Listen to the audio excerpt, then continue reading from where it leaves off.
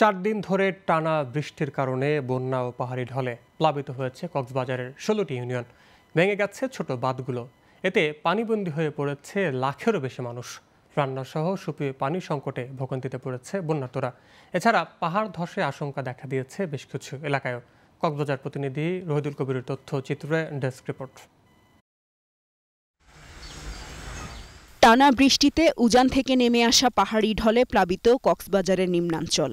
চকরিয়া, পেকুয়া, রামু, সদর ও উখিয়া উপজেলার প্রায় ৩০০ গ্রাম তলিয়েছে বন্যায়। এতে পানিবন্দী হয়ে পড়েছে লাখো মানুষ। দেখা দিয়েছে সুপেয় পানি সংকট। বন্যার্তদের অভিযোগ, এখন পর্যন্ত কোনো সহযোগিতা করেনি প্রশাসন।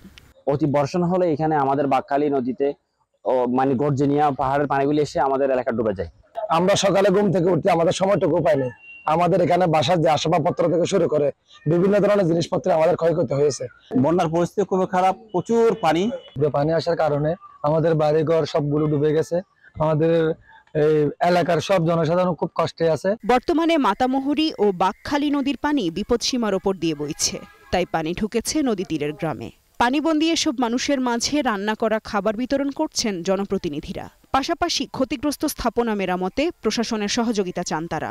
গত রাত থেকে প্রায় 20টি গ্রামের 10,000 মানুষ পানিবন্দী হয়ে আছে।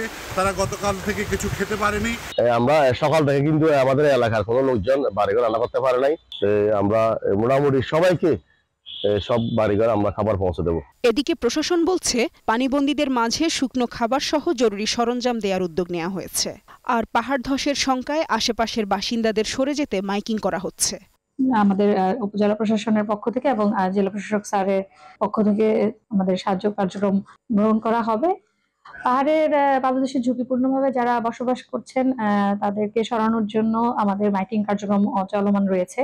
কক্সবাজারে আরও 2 দিন অতি ভারী বৃষ্টি হতে পারে, এমনই পূর্বাভাস দিয়েছে আবহাওয়া অধিদপ্তর। Global television news desk.